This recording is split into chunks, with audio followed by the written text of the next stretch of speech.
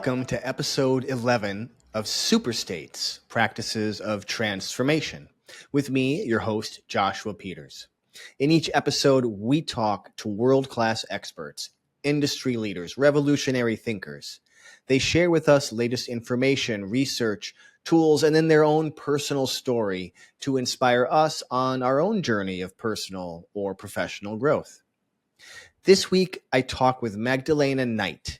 Magdalena is a professional cuddlist, a sex magician, and an urban Tantra professional. Stay tuned to learn how to use these ecstatic states for personal growth. Here we go. Unlocking ecstatic states through Tantra with Magdalena Knight. Welcome to Super States, Magdalena Knight. I'm really excited to have you on here. Thank you so much for having me today, Joshua.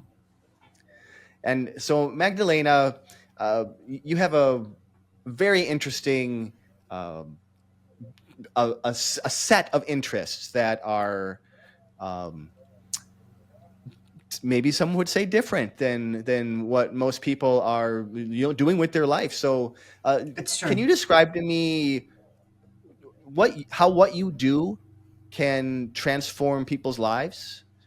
I am a sex magician and a professional cuddlist and practice urban Tantra. And so I think that each of those has its own way to transform somebody's life. And certainly the practice of metaphysics and becoming a tantrika and exploring Tantra in ecstatic states has led to my own transformation and metamorphosis. So I'm a living example of how it can do those things. I love that. And you're already bringing in the super state. So tell me a little bit about how you got here. Like what was that journey for you? I worked in IT and telecom for 15 years, and I was kind of a rock star at what I did in the networking and communications world. But I felt myself really unfulfilled on the inside. I had a fantastic relationship. I was poly, was exploring myself in the kink community, and was really felt sort of empty, right? I was lacking something like purpose or meaning, sort of like everything is going the way that I want it in life. Why do I still feel so unfulfilled on the inside? And I started to look at esoteric practices. I had felt something of a draw towards, witchcraft and light work and energy work and things of this nature in my 20s, and had been sort of ignoring it, and found a therapist who was also a shaman, and kind of it pointed me in the direction of energy work and metaphysics. And that's the folks that I went to learn energy with were also sex magicians. And so I talk about it like the old Reese's commercial, right? You got sex magic in my energy work, you got energy work in my sex magic. And now I really can't tell the two apart anymore. And how long of a journey was that for you? Boy, when my non-binary teenager was born, so about 15 years ago. Okay. And so you've been exploring these different spiritual practices then for 15 years. Yeah. And now you're doing this work professionally. It's true. So what led you to deciding to take this, to make this be my occupation, the way that you make a living? Yeah. Occupation. Like my sole focus. I turned out I was really talented at it, right? I was kind of the protege of my mentors. I really took to the whole concept of sacred sexuality, as well as, I have something of a gift for hands-on healing. And I feel like there was a part of me that was very vindicated, validated, found her stride as an educator, right? I come from a very intellectually motivated community and family. And so finding something that I was knowledgeable about as well as passionate about naturally, right? Why wouldn't I, explore trying to make that my occupation? as well as so much of what we practice in sacred sexuality has to do with truly embodying your authentic self, showing up how you are, however that is, flawed or otherwise, every Yeah. time. There was something really to that for me of like really putting myself out there, really putting, make the rubber meet the road, and really kind of, teaching from the table. If sex magic were something that I could go and get certified for, and if touching clients were the sort of thing that the ASECT had space for, I would be pursuing sexological body work, which is there are folks like in Canada and Sure. California, practicing this as a bona fide profession. And so in Michigan, I would have to exist in this like legal gray area. And so, Right. this is where my life is. And so I've been growing where where I was planted, and doing the best that I could in this space to be a sexological body worker without the credentialing to make that bona fide and legal. Yeah. So, what would you say has changed about your work from when you first decided to go professional to now? I've definitely mellowed out. One of the things that happened is we had a pandemic, right? I was, Mhm. working triple time at the beginning of pandemic, right? I had like a regular job, and then I had my coaching job, and then I had like a gig work job, and so I was working triple time to not quite make ends meet. But if I had had one more client, I could have stopped working for other people and really made this my sole focus. So I was really close to kind of living the dream and teaching and embodying sex work or not sex work but sex magic, and tantra and professional cuddling all of the time. And then we had a pandemic, and that really changed the landscape of what it looked like to breathe on a stranger, eye gaze with a stranger, in a workshop in the woods. For 2 or 3 years, that wasn't even possible or ethical. Mhm. And so I've had to pivot, and do other things. Got it. And as far as we've brought up sex magic a couple of times, Yeah, and yeah. there's probably people that are listening to this that are like, I don't even know what that What even is. does that mean? So it sounds really scary, but can you give us a little bit of a sense on what that might mean for people that are Or like salacious, right? uninitiated? Sometimes, Yeah. yeah, I think people get very sort of like ooh about it, and it is using sex as if magic is seeking to change reality in some way, whether your personal reality or the meta reality that we share. If that is what we consider magic, then sex is in sex magic, we use sex as the vehicle. That is the battery or the energy behind that working. Got it. Got it. Yeah. And then how does that tie in with the urban tantra? So tell us a little bit about urban tantra and what that tradition is like for you. So, Urban Tantra is a book that was written by Barbara Carrellas. She also wrote another fantastic book called Ecstasy is Necessary.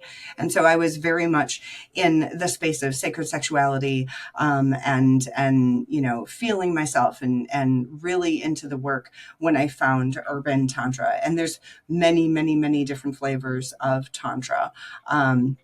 One of the, I might be skipping ahead in your questions, but one of the Oh, things that's that I fine. Yeah. wish could change in the world of Tantra is that it is very heterocentric, and that it is very, maybe not monocentric, but just very heterocentric, that it's very, there are sort of like girl tasks and a girl path, and boy tasks and a boy path.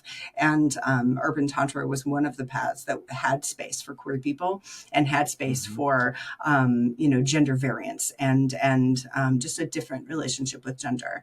My the folks that I started learning sacred sex with, we're very much a trans inclusive group. And so, we were a subset of the kink community who were interested in energy, and trance states, super states, ecstatic states, Mm-hmm. right? And just Mm-hmm. playing with what does it look like for us to send energy with our hands, to, beam energy with our eyes, to, and just like in a hands-on sandboxy way, do that.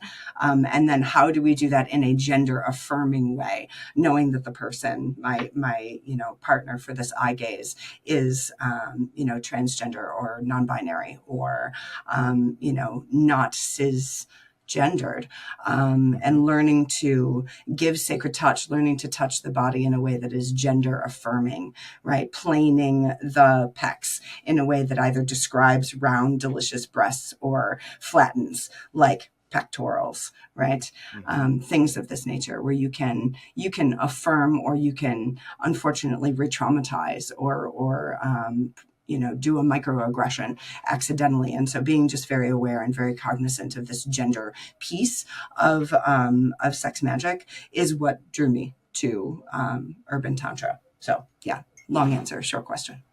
Yeah. Well, good. I'll make sure to put a link to that book as well in the show notes, because it is a great book on Tantra in general. Indeed. Yeah.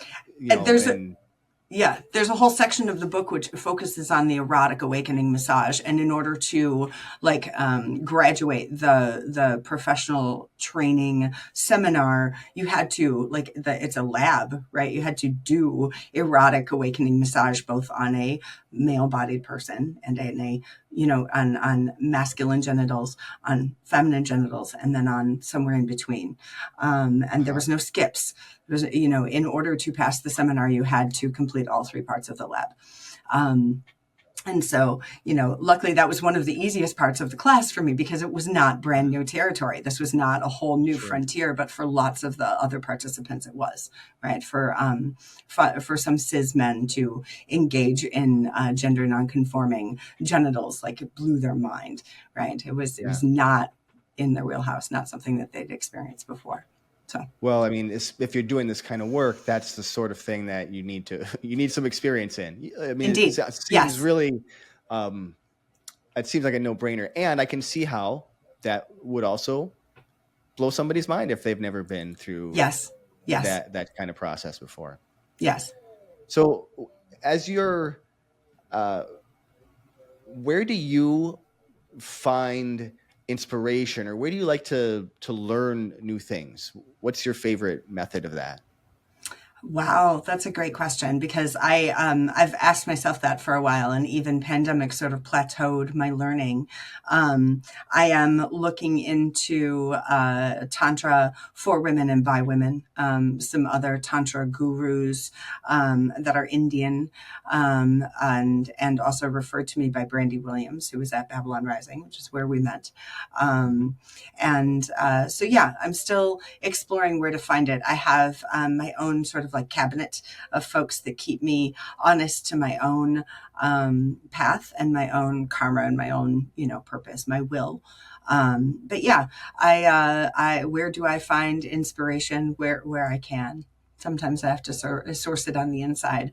I'm really, really fed by green spaces.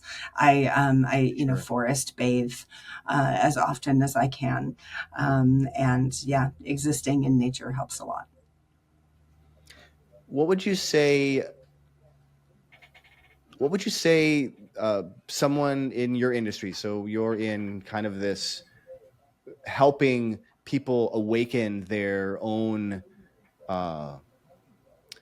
sexuality, their own really getting aware of their feelings in their body and taking that out. Yes. What would you say other people in your industry should either start doing or stop doing? Yeah, common misconception about a tantra is that it is all about sex. I pardon me. That is one of the things. For the first 10 or so years of my practice, I said no 10 times as often as I said yes to taking on a Mm. client or taking on a seeker or taking on somebody, because they really were only about the sex. How many orgasms and for how long? And I feel like Sting did Tantra a real disservice when he talked about fucking for 6 hours or 8 hours or whatever it was. Uh-huh. Back in the 80s, right? And so that if you know one thing about Tantra, that's what you know, and that's unfortunate. It is in fact a spiritual practice.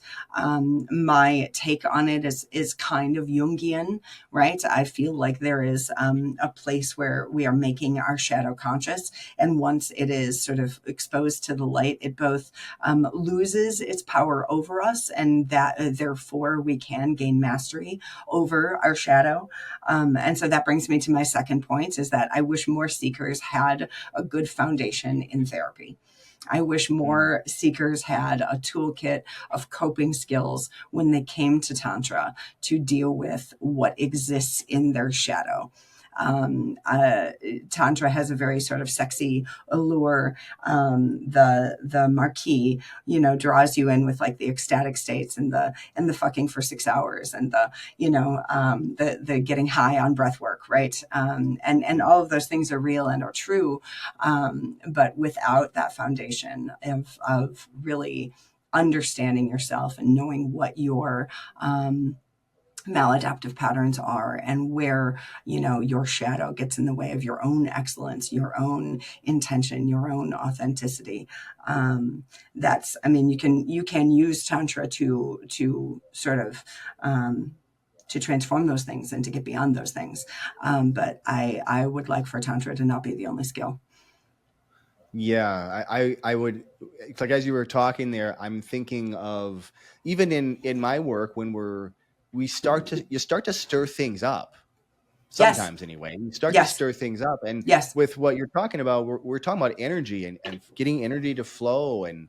and usually like this is what my mind says. Well, maybe it's not flowing because there were some blocks. So now when that energy Yeah. is flowing, things are going to come up, and Precisely.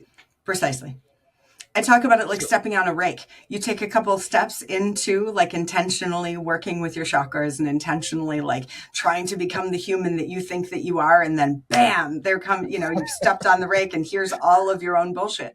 I love that. all of the things that you've been, in a very physical and tantric way, south of the navel, we tend to push down our shame Yeah. and our guilt and our fear and our lies. Each one of the chakras like all of them, but each one of the main seven that we talk about has like an obstacle or an enemy to proper functioning. And like, the root chakra, right where sex exists, right at the perineum, the enemy of that is fear. Right. And so if we're living a lot in fear, then we're not going to feel really glorious and really fulfilled and really Mm. expressed in that chakra. And so it goes on up through the chakra system, right? The enemy here is lies. Do we tell lies inside? Do we tell lies? How are we not being honest? Are we maintaining illusion? And so the block in finding our own voice in life, in spirituality, is dishonesty, right? So I think that it's all Mm. it makes a lot of sense once you start to unpack it, right? Yeah, yeah, yeah. My mind's just spinning as you're talking. Like, of course, I take it back to my own experience and my own life. Um, who do you do you have a mentor now, or do you have? I know you worked with the author of that book. Could Yep. you repeat her name again? Barbara Carrellas. Barbara Carrellas. And Yep. is Barbara still a mentor of yours? She's I'm happy to say closer to a friend. There's a Hmm. professional training group that we all, once you've graduated the program, that you have access to. I've been able to work with some of the other urban tantra graduates on some of my own business planning and things like that, right up until pandemic, which caused a great pause for me. Really, I lost my mother as well, and so I intentionally backburnered my practice and said, I'm going to take Hmm. a year off and just be a human being who's grieving spiraling. And so, yeah, I'm working on spiraling my way back into the practice and figuring out what that looks like for me. So yeah, Barbara still runs Urban Tantra training retreats. And I've thought about going back like for a tune-up, as well as to see what I could offer the group of Sure. new, trainees and graduates. I stay really close with some of the other teachers from that program. Melina Williams really inspires me. This is a question you asked me earlier.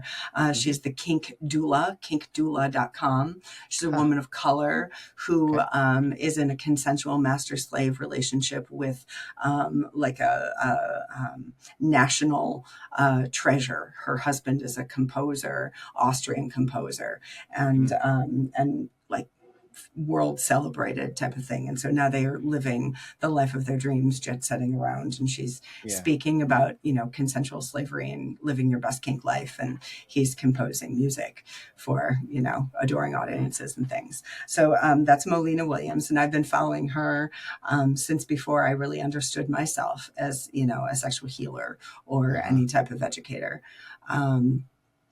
Let's see. And then she gives the kink and power exchange portion of the Urban Tantra training seminar. Yeah. New question. What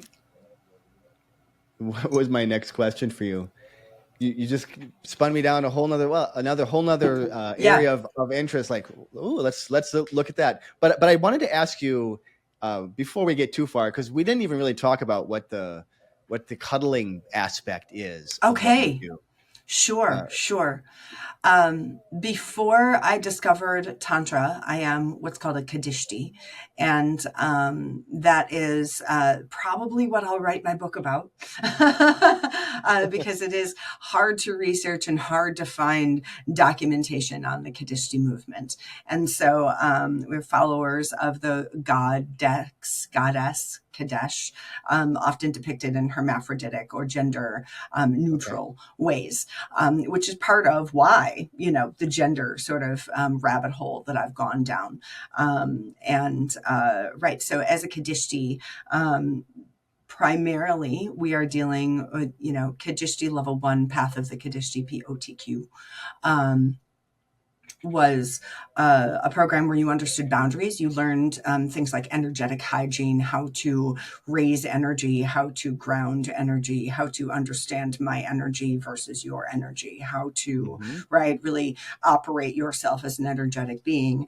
And then doing this thing that we call sacred touch. And I've seen it trained in other modalities as something like ecstatic hands, energetic hands. But we do a ceremony called the Scarlet Sanctuary, where a minimum of 2 givers on each receiver. We call you a seeker. You come in, you are disrobed.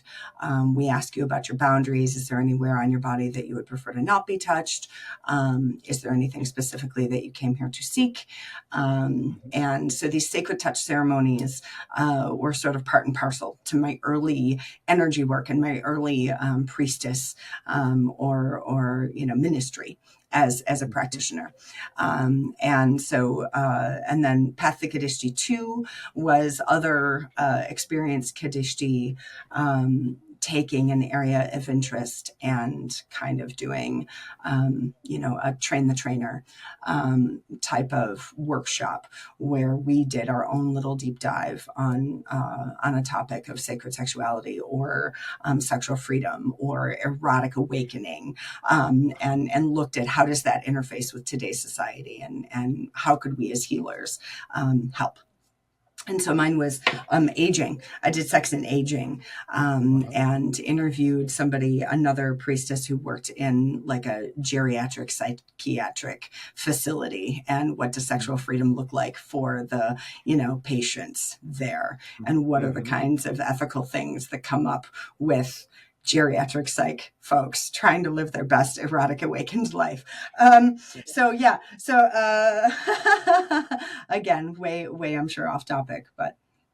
Well, I mean, it's just, they're just different things that we don't really think about very often. Mm-hmm. I mean, but they're all Hmm. just parts of the human experience, really. And Absolutely. uh, Absolutely.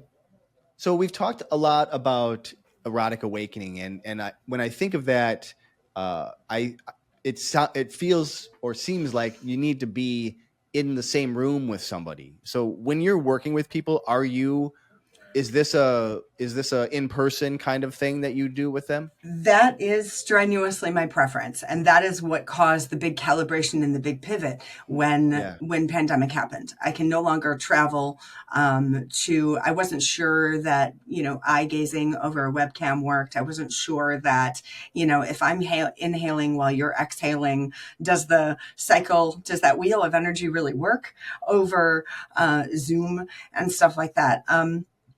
I did have actually a Tantra client who he was both a Kaddishtee client as well as a Tantra client. Pardon me, that I took, that I met at Babylon Rising, and we almost exclusively had our coaching relationship over webcam. But I think that Mhm. that was, because we started with this sort of like in-person rapport. I'm running a conflict resolution workshop in a couple of weeks, which is specifically about anti-racist work and addressing white privilege, and going to take place in an intentionally like trans inclusive anti-racist space on women's land. And so I'm doing it online to test the online format, because Okay. I am so accustomed to an in-person workshop, and I do so much better when I can read everybody's energy in the room by literally just looking around. It is a little more cumbersome doing these things online, but it's possible. Yeah, like I think of when I met you, it was in a breath work workshop, Uh-huh. and the ability to connect with you there was much different than if it would have been like an online thing for sure. And I Yes. definitely got a sense like what I really appreciated about you was your energy was very calm and just solid, and you could get that just by basically by being around you. And it's much harder sometimes to get those types of experiences in an online sort of way. I agree. I agree. I've been blessed to experience that, where you step into somebody's like zone and you can just feel kind of Hmm. the Yeah. energetic calm that surrounds them, um, and so that's really cool. Thank you. It's a really high gift and high praise. Um, I think it's possible online. I Yeah, I don't know that I have a lot of comment to that other than Okay. thank you.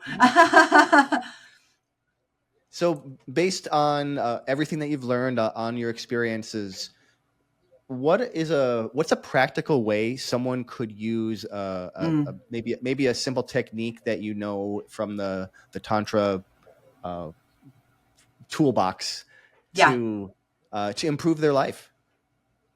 Awesome. Breathing, intentional breathing.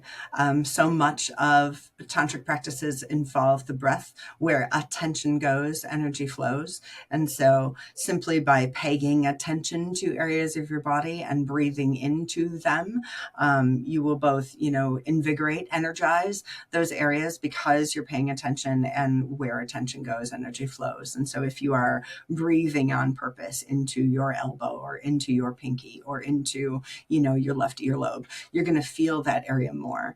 And so that's a place to begin. And what would they do if they were breathing into that part of their body? Like, what would be the intention behind that? Sure. A lot of times, let me see. What is one of the reasons that you could do that? To breathe, both to circulate and to like raise energy, to generate energy, either to prepare for some sort of sex magic ritual, or even just to, the same way that breath cleanses out our spiritual system by running sex energy or chi, by circulating that chi intentionally through our chakras. We can clear out the silt, clear out the old things, bring in new. It can be, energizing, rejuvenating. You can do it literally just because it's a good idea, or you can do it with the intention of becoming very energized and sort of like putting that energy somewhere. Yeah. Okay. Yeah. Is there any risks that someone would need to know before they start to explore these kinds of ideas?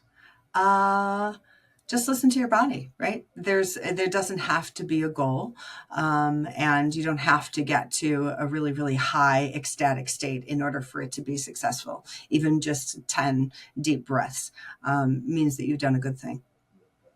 Yeah. So often we forget about breathing. For sure. And For sure. it's such a simple thing. Absolutely. What's giving you hope about the future of using these types of ecstatic states or these super states for growth, whether that's personal growth or really any kind of growth? The good news is there's lots of work still to be done.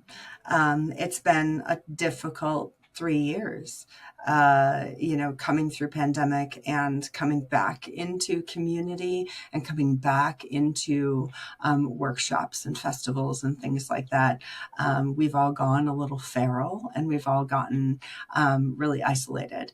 And so, what's exciting to me is that these are tools for connection, either becoming more intimate with yourself, more intimate with others, more intimate with your community, more unguarded, more free, and your relationship with the divine, however that shows up for you. That's what these tools are there for.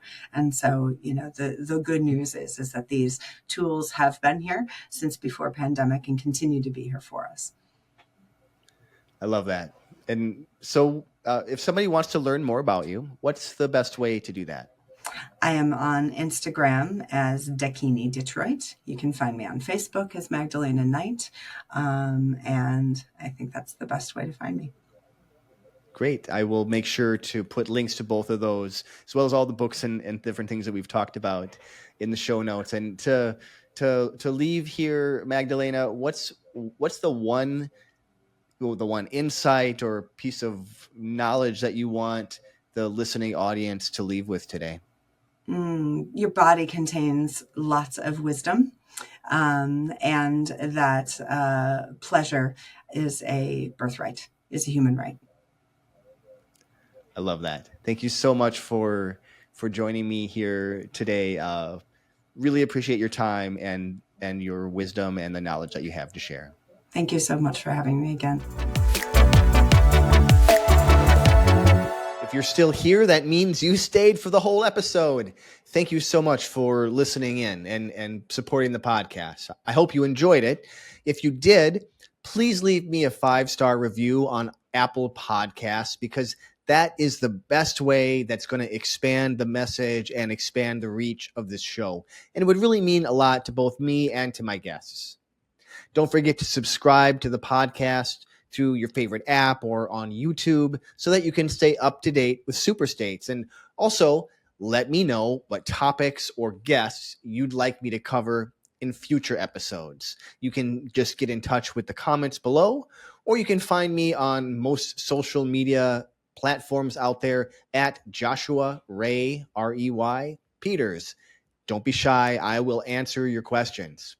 I'll see you all next week. And remember, you carry the seeds of transformation within. Stay flexible, keep growing, and embrace your transformation.